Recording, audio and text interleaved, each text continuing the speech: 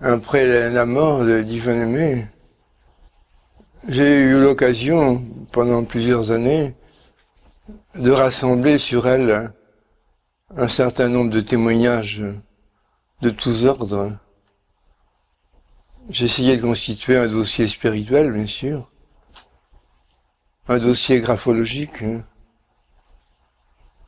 un dossier médical aussi, un dossier psychologique. Toutes ces disciplines ne sont pas des sciences exactes, bien sûr, mais leur convergence au sujet de Marie-Yvonne Aimé est extrêmement impressionnante. On peut dire que le résultat final de ces enquêtes pourrait être celui-ci. Elle était émotive, hypersensible.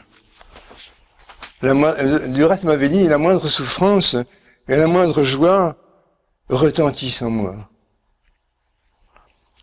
Alors voilà le résultat, en résumé, de tous ces dossiers. Aucune névrose, aucune simulation, même inconsciente, aucune hystérie, aucune pente hallucinatoire, aucune divagation imaginaire, aucune trace de morcellement, la tendance contraire dominée.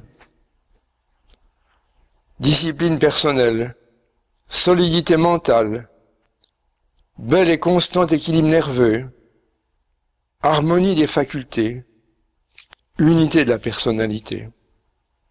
C'est ce qui ressort donc de toutes les enquêtes médicales, psychologiques ou graphologiques.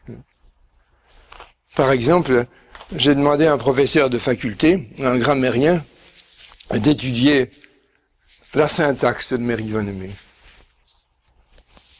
Mon père Roland est professeur à l'Université catholique d'Angers. Il m'a dit de sa syntaxe, on ne peut pas déduire que c'était une sainte. Mais on peut dire que c'était une femme admirablement équilibrée. Même constatation par Madame Monod, qui a étudié l'écriture d'Yvonne Aimé. Madame Monod nous avait été indiquée par le Carmel de Lisieux, car elle avait étudié l'un des manuscrits de Sainte Thérèse. Mais Madame Monod dit, même conclusion, femme admirablement équilibrée. Des témoignages de neurologues, de psychiatres, tout ça, toujours la même conclusion, femme admirablement équilibrée. Je crois que c'est important. Du reste, elle m'a dit plusieurs fois, tu sais, j'étais la personne la moins prédisposée à toutes ces affaires-là. C'est vrai, elle n'était pas imaginative, pas du tout, vraiment aussi le minimum d'imagination, mais pas du tout vivant dans les rêves. Elle était très concrète, très pratique, les pieds sur la terre, etc. Voilà ce qu'on peut dire de sa santé, le sous-sol de sa vie spirituelle.